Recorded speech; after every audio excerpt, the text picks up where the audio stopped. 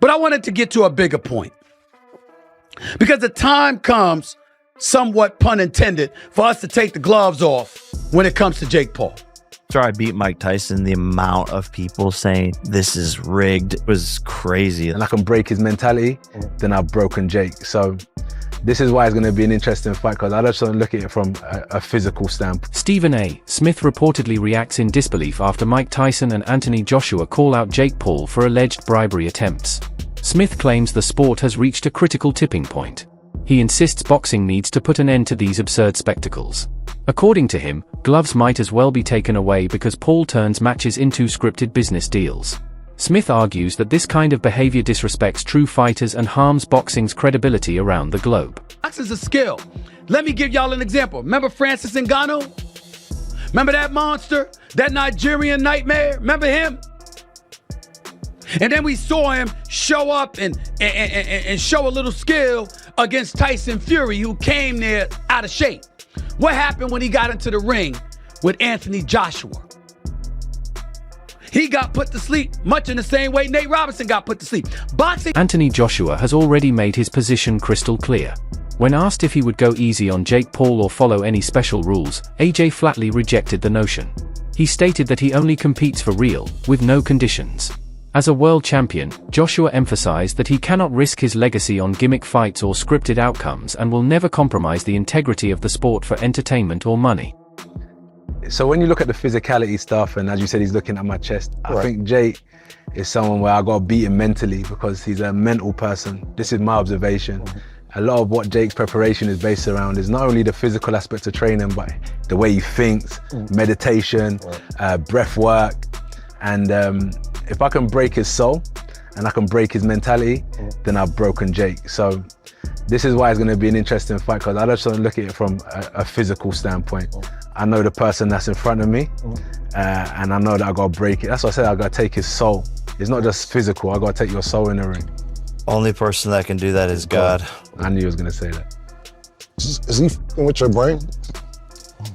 No, I don't know. That's what I was gonna ask, is how do you plan on doing that? Like, when is it gonna start?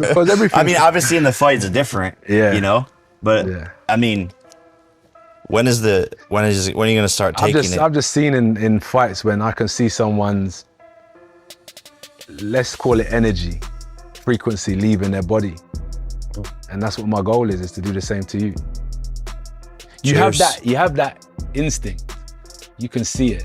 When you're fighting, you can just see a small glimmer of someone that's just about to start fading. And then you just keep exploiting that, keep exploiting that until some people will give up. Some people get knocked out. We'll figure it out. But as I said, for me, it's not just going in there and being dominating physically. I want to break him down spiritually and mentally. That's some deep boxing. Mike Tyson reportedly claims that Jake Paul tried to script parts of the fight. Tyson emphasizes that money was never a motivation for him, as he is already financially secure and the bout wouldn't affect his lifestyle.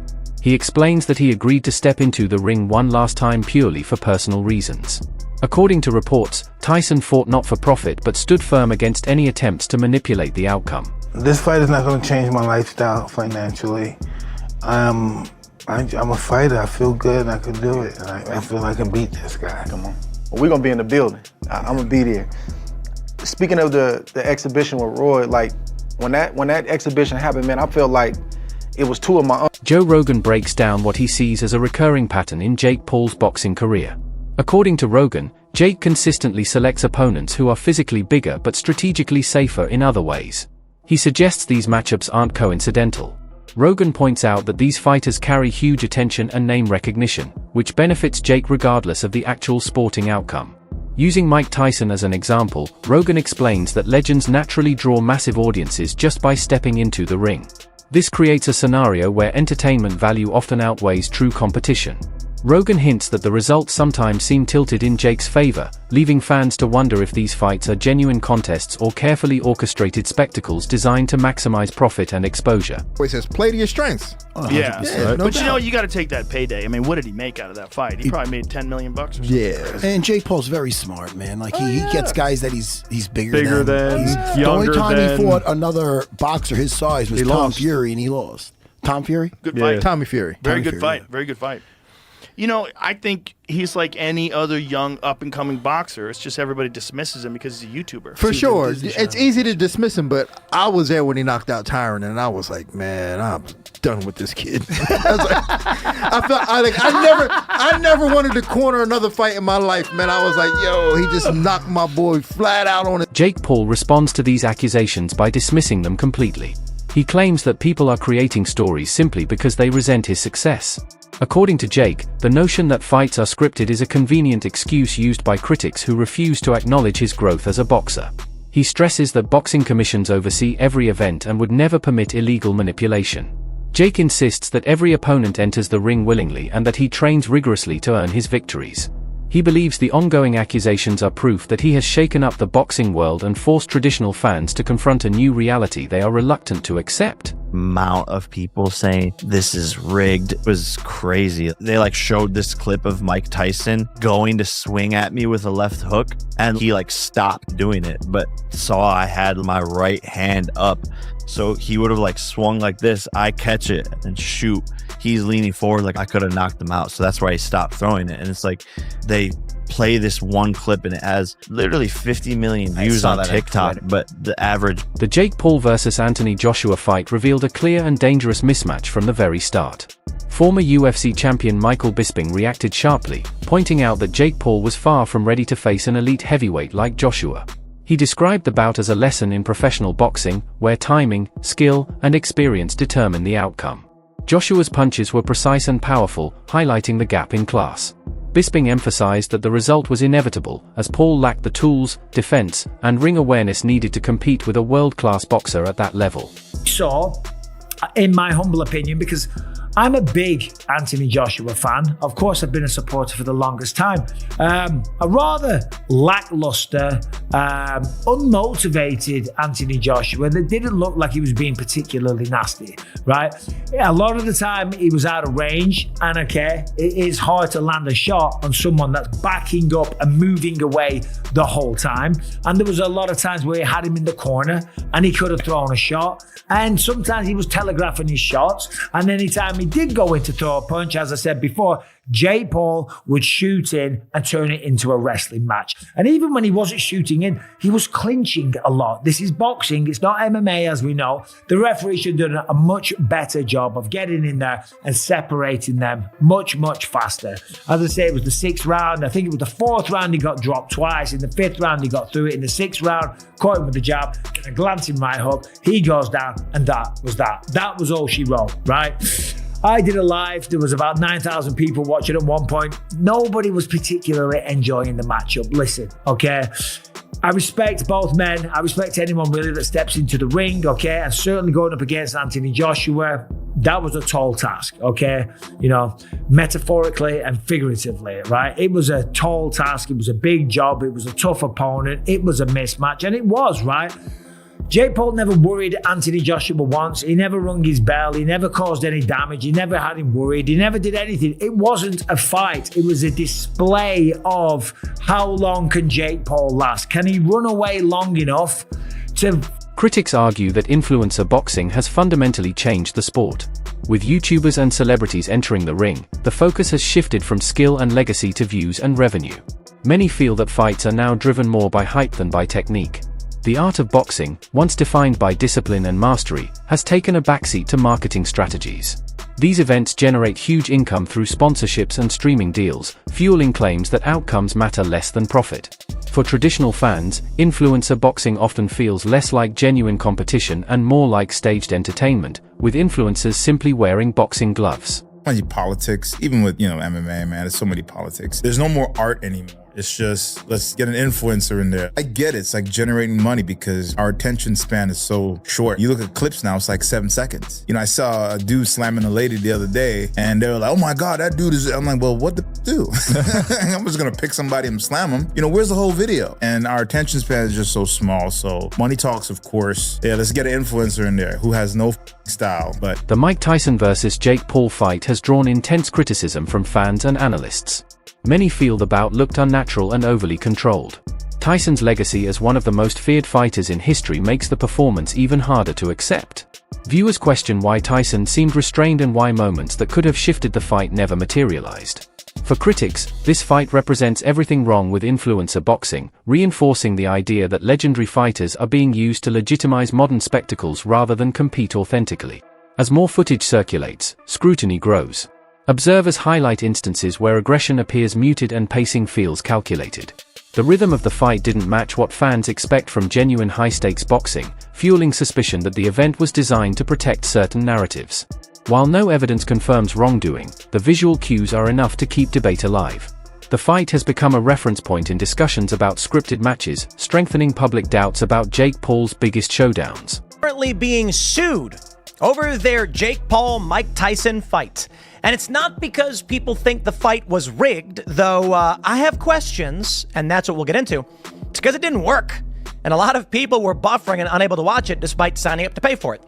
Now, the bigger question I have about this fight is, how come no one is suing over the fight being rigged? There's a lot of questions, and there's evidence piling up that suggests it may have been somewhat rigged. Now, there's varying degrees of arguments. The first is that Tyson was required to complete 8 rounds for money.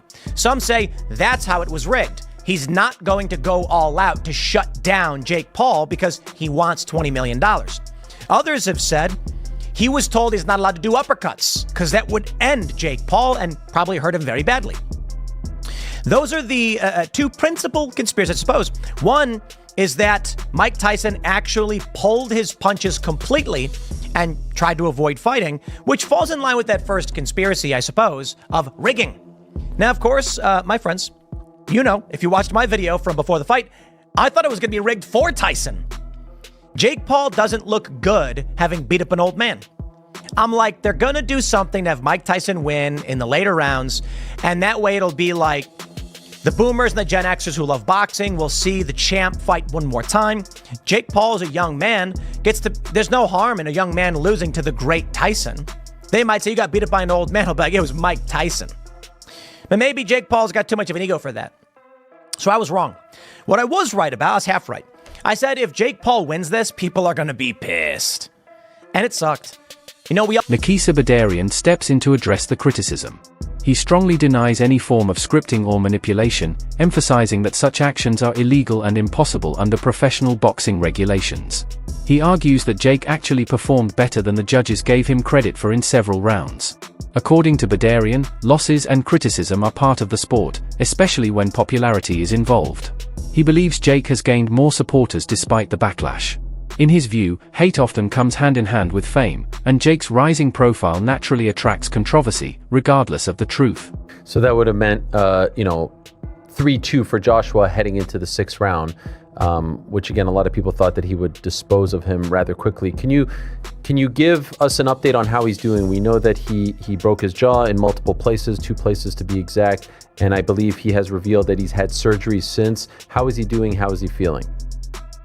He's doing great. Obviously, there's periods of time during the day where there's a lot of pain, periods of time where there is no pain actually. Recovery process is 5 to 6 weeks, and he's focused on coming back as a boxer in 2026. This is a sport that he loves. This is a sport that saved him from the path that he was on in the past. And I think in a funny way, I'm kind of glad he didn't win. And I know that may sound harsh, but imagine if Jake Paul, 5 years into the sport in reality, probably 3 years into the sport in terms of 3.5 years in terms of fighting top level competition who are fighters, beat Anthony Joshua. What would be the motivation to continue to get better, to double down on your training, to grind even harder had he had beaten Anthony Joshua? So Jake always says the best lessons or the best wins are from your losses, and I believe that happened with Tommy Fury, and I 100% believe that happened here. Because if Jake is truly passionate about this sport, he now realizes that he has to even commit more time, more resources, more days into elevating his craft. So the injury obviously is different than your typical injury, because obviously it's right there. That's where you're getting punched, and as we were talking about with Eddie earlier, like that could sometimes change the trajectory of one's career, and there are some people who don't come back. Some do. Some have had great careers after breaking their jaw. Is there any part of you after seeing that says to yourself, hey man, you've made millions of dollars. It's been incredible. We built this thing. It's lasting far longer than your career, right? MVP can be a thing with or without Jake. You saw the event in July. We don't need to do this anymore. You proved your point. I don't want to see you get hurt. I think that's Jake's behavior before the Tyson fight became another source of suspicion. He openly claimed he would be victorious even before stepping into the ring. While confidence is normal for fighters, critics felt his certainty went beyond mere preparation. His calm demeanor and assured statements made some observers feel the outcome was already decided in his mind. To skeptics, this confidence seemed less like a competitive mindset and more like someone expecting events to unfold predictably. After the fight, Jake's reactions reinforced public skepticism. His body language suggested satisfaction rather than relief or exhaustion. Fans compared this to traditional fighters, who typically display visible emotional release after tough battles. The contrast heightened suspicions that the event lacked genuine risk. The fight between Jake Paul and Julio Cesar Chavez Jr. sparked widespread disbelief. Julio appeared unusually passive throughout the bout, throwing very few punches and rarely pressuring Jake. For many viewers, it seemed like Julio was merely present rather than actively competing. This fueled accusations that the fight was never intended to be competitive, as fans struggled to understand why an experienced fighter would perform with such low urgency unless motivation was lacking. Successful. That's a really interesting choice, because it is a choice. And if you look at 90% of fights out there and you ask the person what's going to happen, they speak about what they're going to do physically. You know, I'm going to knock him out. I'm going to give him a beating. I'm going to win. Something about their capacity physically. But this is Mike Tyson successful. And if you really think about that, if you look at this fight and look at the outcome, I would say since one half left with $40 million and the other half, the sum that's being talked about is $20 million, yeah, I would say that's pretty successful. Basically what I'm saying is that the adjective successful doesn't necessarily speak to the result of the fight. It doesn't necessarily speak to his capacity in the fight. It could be successful monetarily. It could be successful in the sense that he lasted at his age 8 rounds, so he feels like that's a personal success. Then he says victorious, which I guess is much more related to him suggesting that he's actually going to win. He's going to be the victorious one in the fight. And it's interesting that he said victorious as opposed to I'm going to win, I'm going to knock him out, which is a more concrete promise, quote unquote. But still, that successful is really interesting to me, that's where his mind went first. Then, after he provides the answer, Mike Tyson, successful, victorious, he himself changes the subject. He immediately gets off the topic and says, today is Ramadan, it's my holy holiday, so I can't say how I truly feel. Which, saying that he can't say how he truly feels, really Pauli Malignaggi offers a different perspective. He suggests the issue may not be a fix, but financial motivation. According to him, Julio's low punch count reflects a lack of preparation rather than scripting. Malignaggi explains that when fighters enter bouts primarily for money, their hunger to win disappears. Without the drive to succeed, performance naturally suffers. This interpretation shifts blame away from Jake while still highlighting issues within influencer boxing. It suggests the system itself encourages fighters to show up for paychecks rather than for pride. The shocking results. I think that Jake Paul on the cards and the promotional arm of his brand, I think is the most fun part of what Jake Paul brings to boxing. Honestly, I think long term, I think that's what we can all hope for. Because Jake's fights are, this one was borderline atrocious, and kind of the writing was on the wall. But I gotta admit, even I bought the drank the Kool-Aid, and mainly I drank the Kool-Aid because Chavez Sr., who also is disgraceful for doing this, made me believe, and I think, this has been the problem with Chavez Jr. He's been enabled constantly by the media, the promoters, his family, and all this other stuff. So he never really shows up prepared. He never cares and just shows up to get paid and basically steals the bag every single time. And he did it tonight again. The reason I actually thought this fight had a chance was because Chavez Sr.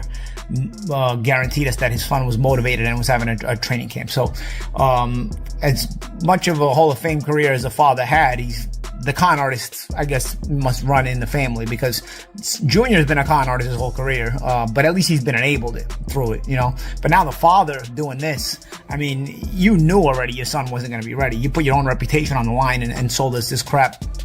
And then ultimately your son throws what most guys will throw in a round. He throws it through 10 rounds. It was actually